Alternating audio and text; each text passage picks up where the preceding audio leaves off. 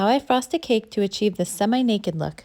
After baking and torting the cake, I gently brush off any extra crumbs from my layers. I then begin stacking and pipe frosting about a ½ inch inside the cake circle. This acts as a wall to hold in any frosting or filling that you don't want to show on the outside of the cake, like this strawberry buttercream. I add the next layer of cake and again pipe a ring of frosting, and this time I'm filling it with a lemon buttercream. It's very important with the semi-naked cake to make each layer of frosting as smooth and even as possible. I've added the last 2 layers of cake and now I'm just tucking in any crumbs that are sticking out. I like to pipe another layer of frosting between each cake tier to help fill in any of the gaps and make it a little more smooth and even.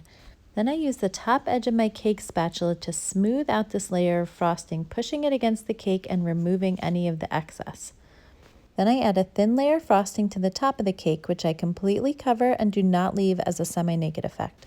Now I begin adding the frosting to the sides of the cake, working very slowly in small patches, constantly cleaning off the cake spatula just in case any crumbs have gotten onto it. Basically, with a semi-naked cake, crumbs are the enemy, so you want to work very slowly, and if you start seeing crumbs, stop, clean off your spatula, and then begin working again.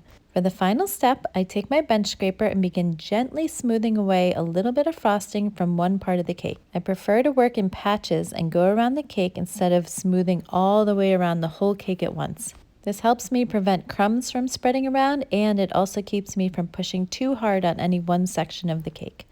Now scraping off that extra bit of frosting from the top of the cake, and we're all done. I hope you enjoyed. Please follow for more.